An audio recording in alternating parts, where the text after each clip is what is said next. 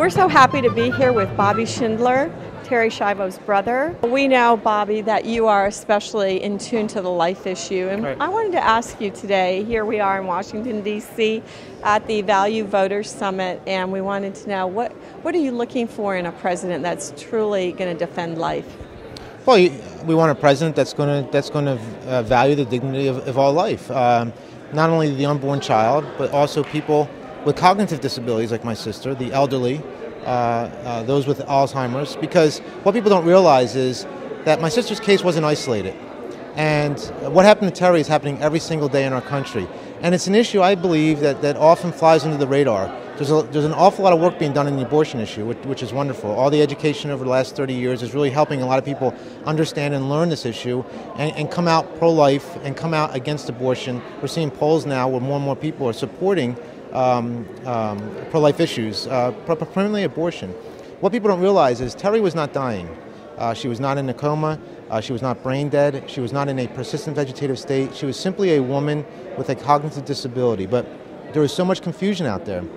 More and more people are being desensitized to the value and dignity of people with disabilities in their lives.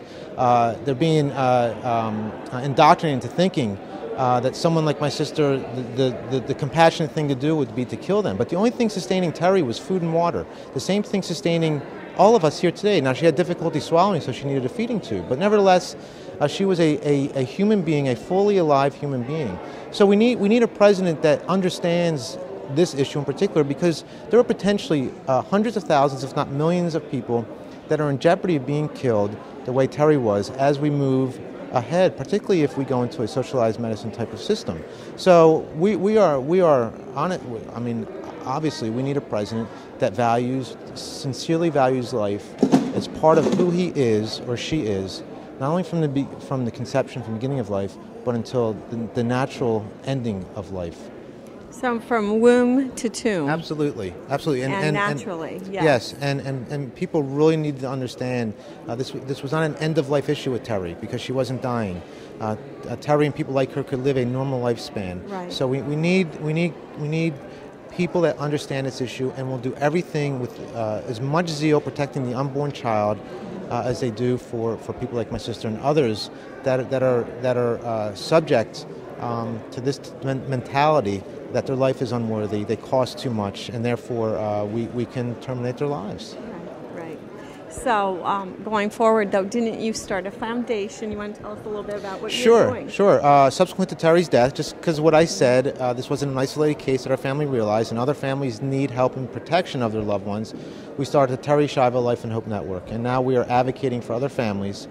We have helped support over 1,000 families since its inception, and we've been involved in hundreds of cases where families had nowhere to turn, where they were being pressured by healthcare facilities to end the lives of their loved ones. So that's where we come in.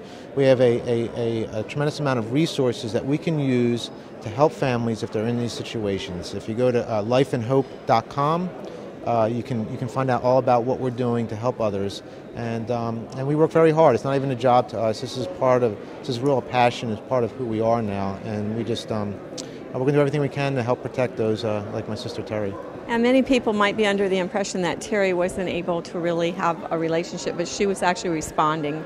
She was quite alive. Tell us a little bit. Yeah, well, in fact, what people don't realize, because there is so much confusion because of the way the secular media reported her case, and still do, right. Referring to her as brain dead and all these other ways, that if Terri were alive today, she could be right here with us at this Voters Summit, at this Values Voters Summit. So you saw her progressing. Oh, yeah. She could have continued. All she needed was a wheelchair, and we could have taken her anywhere. Terri was simply a woman with a severe cognitive disability, but she needed our love and our compassion just as much as any able-bodied person, even more. Wasn't she responding with eye signals a little bit too, and so forth? There was times where Terri was very responsive and very interactive with our family and others that came to visit her. She was portrayed as being a woman that was unresponsive, brain dead, and they were all absolutely untrue. And not to get into a lot of details of the case, but Terri was basically warehoused and abandoned for over 10 years, receiving not only no rehabilitation or therapy, but not even any range of motion. So any person... So you would say that was probably due to the person that was legally in charge of her? Her guardian, Michael Schiavo, Right. which is her husband. Right. Right. I mean, any person with this type of brain injury that you warehouse and abandon, they're going to deteriorate. And that's what happened to my sister, unfortunately. But it was remarkable how responsive she was, given the fact that she was neglected for such a long period of time. Right. So we regret what happened there, but we are going to learn from it as a country and go forward and hopefully stand together defending life.